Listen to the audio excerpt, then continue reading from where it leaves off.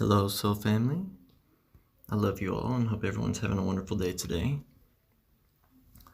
Let me go real quick and check and make sure that I'm live. It's been a hot minute since I've came on here live with you guys, but I've been really focusing on my spiritual path and a lot of stuff going on. Let's see, refresh.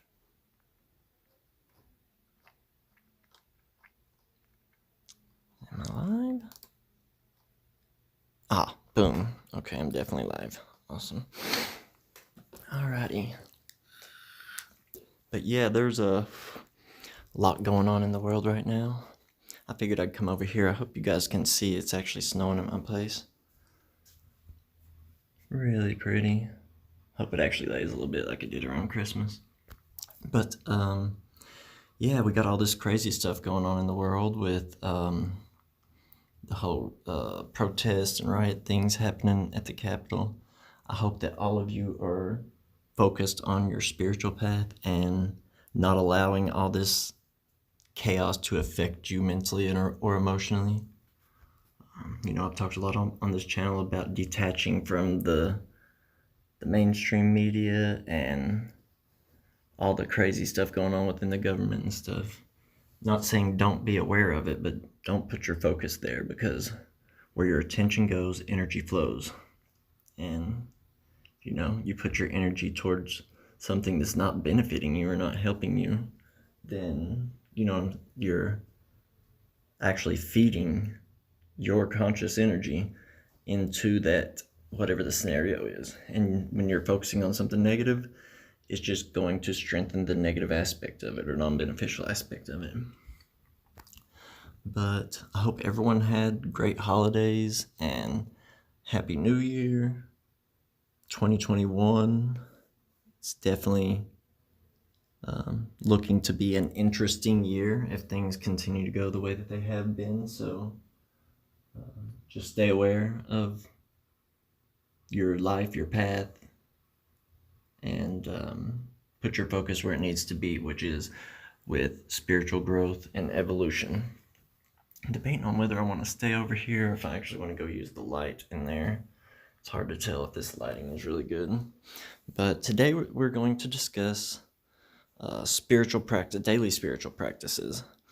And the title of this, I titled it Sadhana, which is actually a Sanskrit term used in Hinduism, Buddhism, Jainism, and a few other traditions, and within yoga, that basically means methodical discipline to attain a desired goal or knowledge. And also it's basically a daily spiritual practice. And like Swami Niranjananda Saraswati said, with meditation, just as an example, if you only meditate one time a week and then you try to do it for a long period of time, you try to sit for like an hour or something and meditate, but you don't meditate for the other 6 days of the week, you're literally taking one step forward and 10 steps back. It's very important that we actually have discipline within our lives, and we are actually incorporating daily spiritual practices and connecting with our true inner self and our true divinity.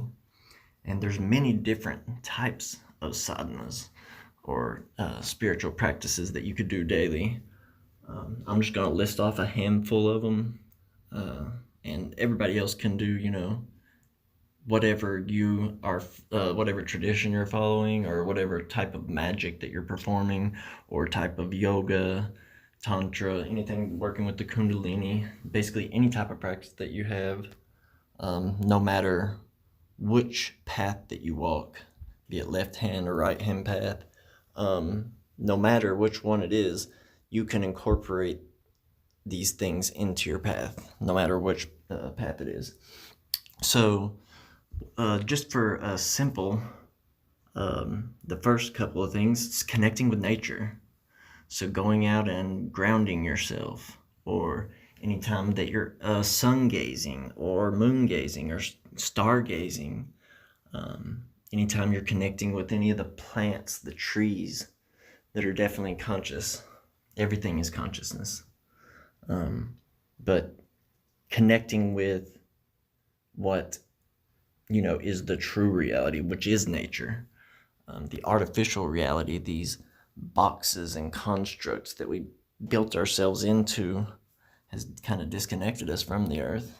Wearing rubber-soled shoes, that's really bad too. But basically, connecting with nature is a very big way that you could incorporate sadhanas into your practice. Another one, I practice Kundalini and Ashtanga yoga. Ashtanga is the 8 limbs of yoga, which is from the Yoga Sutras of Patanjali. And most people in the West see yoga as basically one of the 8 limbs, which is asanas, or the postures and positions that they get in just to awaken the physical body. But yoga is much deeper than that. Meditation practices like pratyahara, dharana,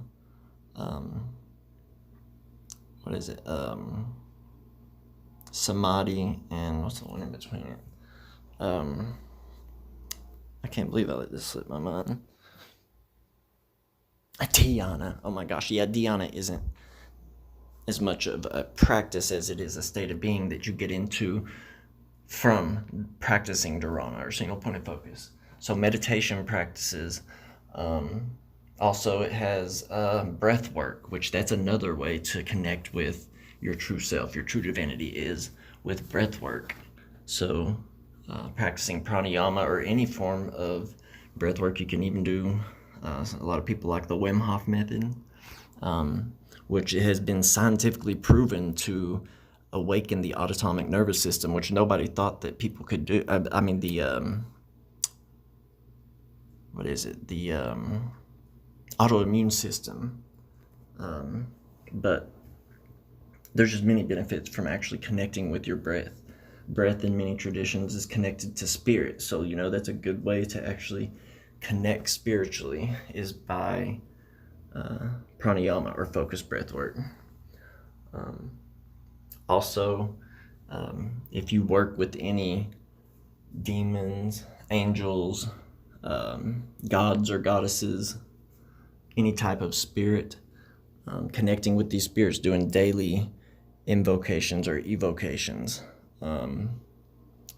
having, even if you practice like ceremonial magic, doing your LBRP or LB or LIRP, the pentagram or hexagram rituals, any form of ritual that you're going to be performing for the purpose of spiritual growth or connecting with yourself, your true self, is a sadhana.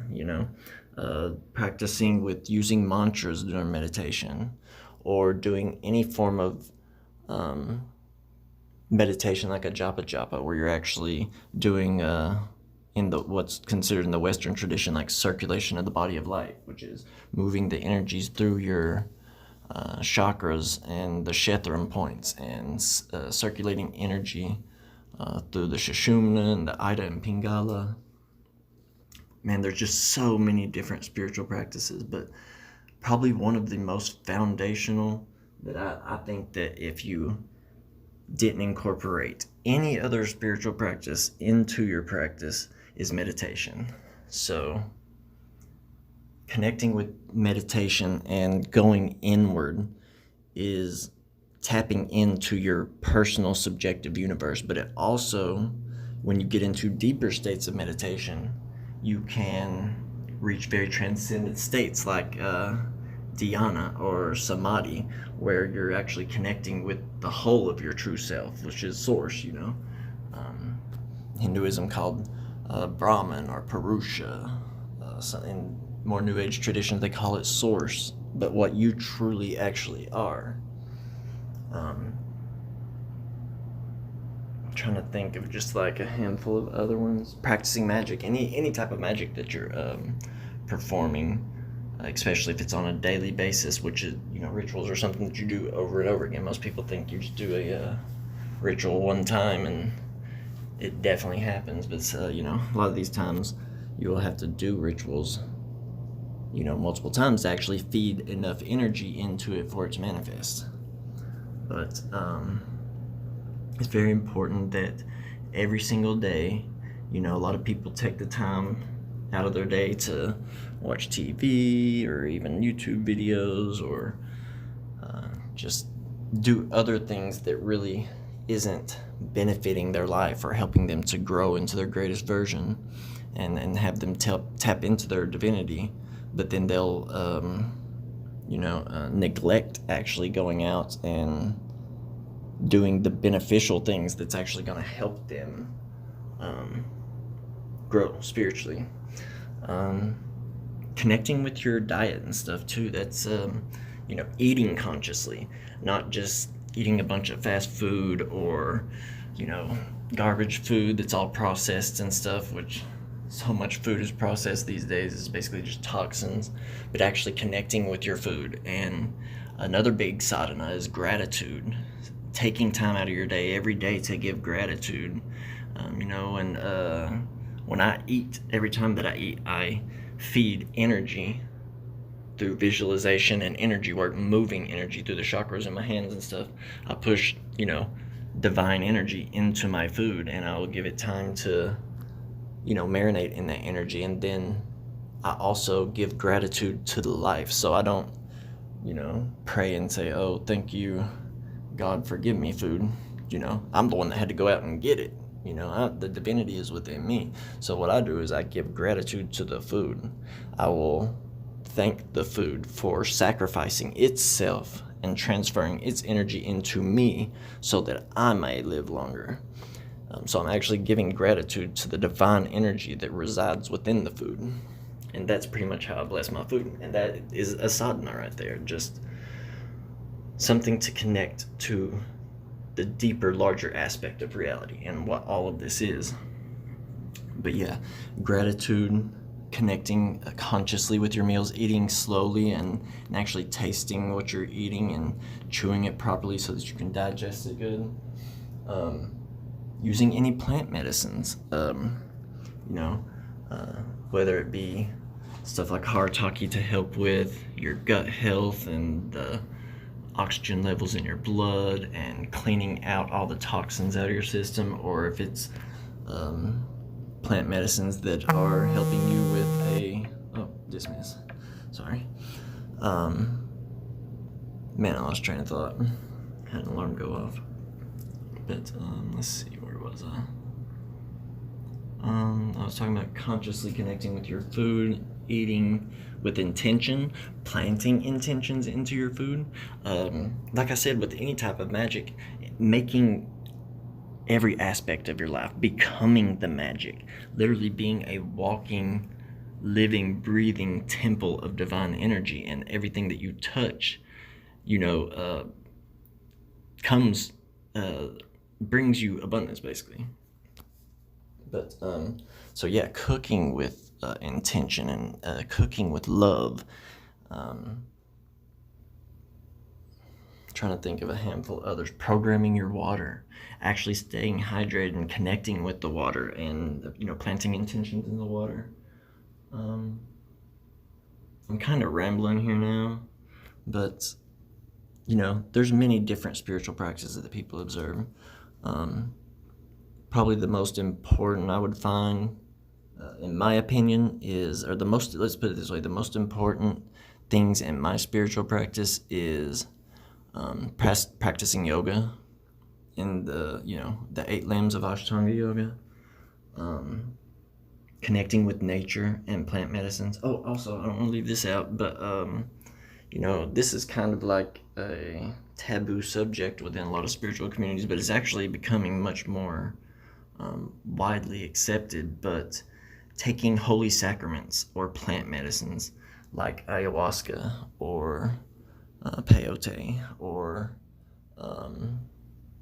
psilocybin, things like this, and not taking it for the purpose of getting for tripping out or something like that, or going and, doing it as a recreational thing. No.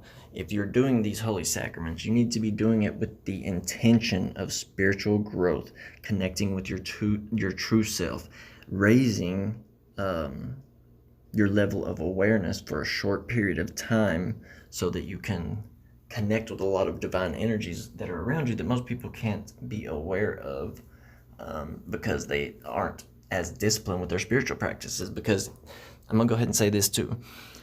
Any state that you can reach through these psychedelic substances and sacraments, you can reach through practicing yoga and meditation and awakening your kundalini.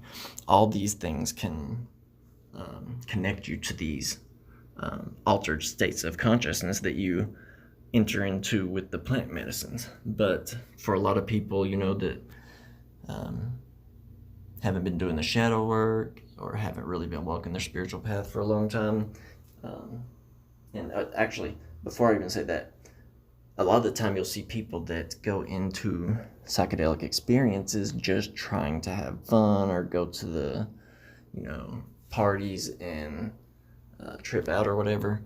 This is where you get these experiences of what people call bad trips.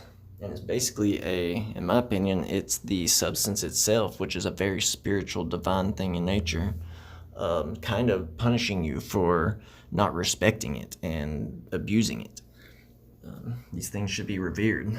Human civilization have been using plant medicines, whether it be like Soma in Hinduism in the East, so many other ones, psilocybin,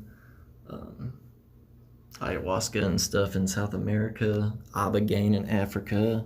I mean, there's just so many different plant sacraments that have been used since, the beginning of us, raising our awareness and becoming, more sentient as time went along. But, yeah, I don't want to rant too awful long on this video, but, oh yeah, I didn't list the things that I feel like are the most important in my life. Connecting with nature, which includes sun gazing, grounding, connecting with trees and just the earth, watering holes. That's one of my most important practices. Also meditation, which, and also just digging into the deeper states of meditation through awakening the kundalini and doing different practices of dharana, pratyahara, pranayama, just different yogic practices. Yoga, that's a big part. And I also like qigong as well. But I do more yoga than qigong. I do qigong more around the times when I'm doing energy work or practicing Reiki and stuff. Also, that if you're a healer and you're working on people, that is a sadhana. It's like you're, especially if you are a healer, then this is a part of your life path, and this is your dharma. You're living your dharma. So when you're healing people, this is a way to connect spiritually too. Anytime even if you don't consider yourself a healer and you're not doing energy work, even if you're just someone that people come to for emotional and mental healing and coming for advice, that connecting with others, that is definitely a sadhana. We are all reflections of each other, at the deepest core, the true awareness behind each of our eyes is the same being. And it is the ultimate being, the only thing that really, truly, fully exists. This physical, holographic universe that we live in is a reflection of that being in many different forms, experience itself subjectively. But connecting with people, with your family, your loved ones, connecting deeply with your partner through tantric practices, and just really, and just to let you know, Tantra isn't all just about sex. There's many, many other aspects of Tantra that are just deep spiritual and emotional and energetic connections that you have with your partner. But yeah, that connecting with the people that you love. When you go out, if you like music and you like, I like to go to EDM shows and festivals here and there, and you know, I like to I get in what I call getting high on spirit, where literally just through spinning poi or dancing, I get into a trance-like state to where when I'm in that flow state, it's like a spiritual experience every single time. And that's another way that you can reach altered states of consciousness, is through dancing, drumming, things that are rhythmic and movement of the body. You can basically make almost anything into a sadhana. I remember Sadhguru said something along the lines of work, because someone was asking if their performance arts could be considered a sadhana if they were doing it with the intention to connect spiritually. And he said, of course, anything can, can be a sadhana when you're doing it for growth, spiritually, physically, mentally, emotionally, even financially, when it has to do with work and stuff. Do everything with intention. Stay in your now presence all the time. Try to stay out of the past, stay out of the future. Be consciously aware of everything that you're doing. Wow, I can't believe this is 21 minutes long. I've been kind of ranting a little bit. This snowy day has had my energy levels a little low, but I'll go in here in just a little bit and do a little bit more yoga and meditate for a little bit longer. I may make a couple more videos, but make everything that you do into a spiritual practice. Become aware at all times of, and anytime you're in certain trains of thought and stuff, separate yourself from those thoughts. Be aware of those thoughts. Realize that you are the awareness behind the mind and thinking of the ego and the false self, and realize that you are the true infinite being, what people call the divine or God, source, Brahman, so many different names for it, Sophia. But I love you guys. I think that's going to be it for this video. Make sure that you have discipline within yourself enough to incorporate daily spiritual practices. And it's said that like one of the obstacles in dharana is actually people getting sick or just getting tired or getting too busy, they think, and not incorporating the practices when they're not feeling like it, basically. And it's very, very important that you continue to incorporate these practices even if you're not feeling like it, even if you're really not feeling well. You'll thank yourself in the end, for sure. But yeah, I think I'm gonna go ahead and close this one out, you guys. I love you guys. I hope everyone has a wonderful day. It's so pretty. Let me see. I don't even know if you guys can see here. I'm gonna open the doors, see if it's easier to see without the glass. Whoa, a lot of information. What is happening? Oops. Okay. Alrighty. I love you guys. I hope everyone has a wonderful day today. My name is Jeremiah, and you're tuning in to Secrets of the Sacred Serpent, where we discuss all things spirituality and the occult. I'd also like, before I close this out, to thank everybody who has been joining the channel. It's really cool to see that I have 117 subscribers now. Since the last time I actually did a live stream, I've gained like 17 new subscribers, and it just keeps continuing to grow. And I apologize for my little break I took there from making videos, but I definitely just needed to take time for myself, work on myself, and connect with my family and my partner. But subscribe if you haven't already, and I will definitely be back soon with many more videos. I love you guys. I hope everyone has a wonderful day today. Peace.